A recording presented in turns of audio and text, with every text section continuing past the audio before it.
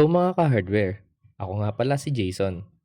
Hindi matalino, pero nagsusumikap. Hindi man perpekto, pero may plano sa buhay. Simula na naman ang panibagong araw. Nga palang nagpapagawa sa atin ng electric fan. Kahit na hardware tayo, meron tayong materyales para sa electric fan, washing machine, rice cooker at iba pa. Ngid sa kaalaman ng iba, ang pamilya namin o mga kamag-anakan namin ay ito ang business. Paggagawa ng electric fan, washing machine, pag install ng aircon at pag-cleaning ng aircon. Pero bago ang lahat, maglilinis muna tayo. Dahil marami na naman dumating na stock. Sa sobrang dami kasing materyales sa hardware, hindi na namin alam kung saan ilalagay yung iba. Ang unang ginagawa ko ay alamin kung ano ang kulang sa hardware. Ang tinatawag na inventory. Magkahiwalay kasi ang bodega namin kaysa sa hardware.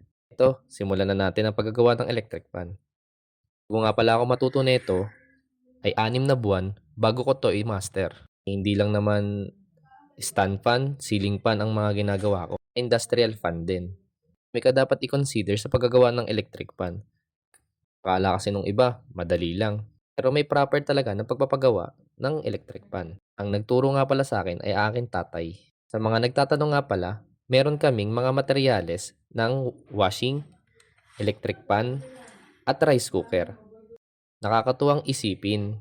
Masarap sa feeling dahil itong electric pan na pala ito, nagawa ko na pala dati. Sa akin pa rin pala pinagawa. Umabot na pala to ng 3 years. Kasi itong electric pan na ito, ginawa ko nung kakabukas pa lang namin. Nakita lang nila na ginagawa ko yung electric pan namin dito. Kami na rin nagpagawa ng mga kapitbahay. Sarap pala sa feeling na binabalik-balikan ka ng mga customer mo. Basta maayos ka kausap, bait ka sa customer, tapat ka sa customer.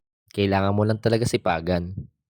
Wala naman talagang mahirap na trabaho o business. Maging consistent ka lang sa mga ginagawa mo. Ting din yung panahon, masasabi mo sa sarili mo, worth it lahat ng pinaghirapan mo. Sipag lang naman talaga ang puhunan ko dito. Yan ang konting diskarte, pakikisama sa ibang tao, mas magiging maganda ang takbo ng business mo. At ito na, tapos na ang electric fan. Salamat mga ka-hardware!